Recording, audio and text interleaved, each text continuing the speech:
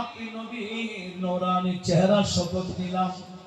ও আল্লাহ বলে কালো, আপনি নবীর জুলফ মুবারক, আপনার জুলফে আনোয়ার, আপনি নবীর জুলফ মুবারকের শপথ নিলাম। জোরে বলুন।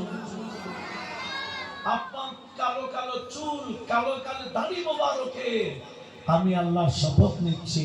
একটু জোরে বলুন। এগুলা তাফসীর।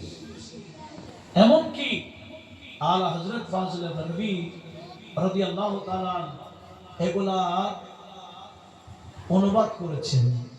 হে কালামে ইলাহি মে শামস দোহা, সুবহানাল্লাহ। হে কালামে ইলাহি মে শামস দোহা, तेरे चेहराए नूरे फिजा की कसम,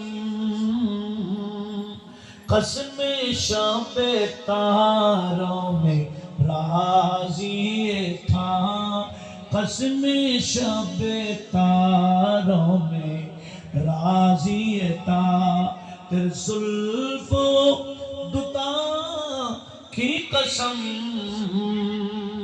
है कलामे इलाही में शम्सो दोहा। একটু জোরে বলুন না সুবহানাল্লাহ।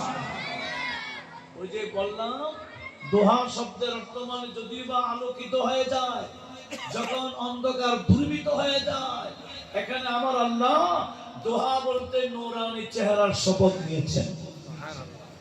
আর আল্লাহ সব দ্বারা কি, লাইন দ্বারা কি বলে, জুলফে তুতা কি কসম, আপনার জুলফে মুবারকে কসম করেছেন আমার আল্লাহ।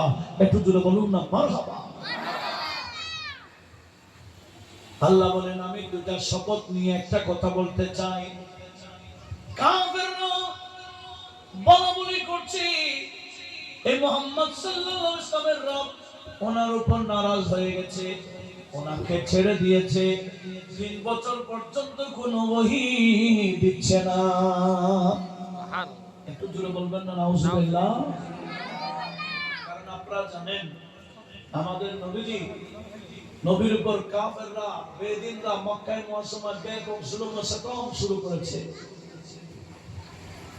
নবী যখন তাবলীগ থেকে বিরত নিচ্ছে না, এই কাফেররা শর্ত লাগিয়ে দিয়েছে, এই আবু তালেব তোমার এই ভাতিজা এখানে আমাদের এখানে থাকতে পারবে না, এখানে দেখলে আমরা মেরে ফেলবো, এই ভাতিজাকে নিয়ে কোথা নিয়ে যাবো, যাও না। আবু তালেব নবীজিকে নিয়ে ওনার একটা পাহাড়ের ঘাটি ছিল, এটা শিয়াবে আবু তালেব বলা হচ্ছে। ওই ঘাটির মধ্যে ঘর বানিয়ে আবু তালেব সপরিবার চলে গেলেন, নবীকে সহ নিয়ে গেলেন ওই মক্কার কাফের থেকে আলাদা হওয়ার জন্য। 3 বছর সেখানে ছিলেন। ওহী দরকার হয়নি, ওহী তো বাহসবুল মাসালে হয়, বাহসবে জরুরত হয়, প্রয়োজন অনুসারে আমার আল্লাহ ওহী নাযিল করেন। 3টা বছর আমার নবীজি শিয়াবে আবি তালেবে ছিলেন, ওহীর প্রয়োজন হয় নাই, আমার আল্লাহ ওহীও দেন নাই। আর কাফেররা বলা বলি করছে যে মুহাম্মদ সাল্লাল্লাহু আলাইহি ওয়াসাল্লামকে ওনার রব ছেড়ে দিয়েছে। নাউযুবিল্লাহ, নাউযুবিল্লাহ বলবেন না নাউযুবিল্লাহ। নাউযুবিল্লাহ। একটা কথা মনে রাখতে হবে, অন্যান্য নবীগণ, আগের নবী রাসূলগণ, ওনাদের বিরুদ্ধে কাফেররা কিছু বললে ওনারা নিজেরাই উত্তর দিতেন। আর আমাদের নবীর সামনে উল্টা সিধা কিছু বললে নবীজি উত্তর দিতেন না, নবীজির পক্ষে আমার আল্লাহ কোরআনের আয়াত নাযিল করে উত্তর দিতেন। সুবহানাল্লাহ। কাফেররা নবীকে নির্বংশ বলেছে, নির্বংশ, যে নবীর বাচ্চারা সব মারা গেছে, ওনার বংশ থাকবে না, এরকম বলা বলি করছে।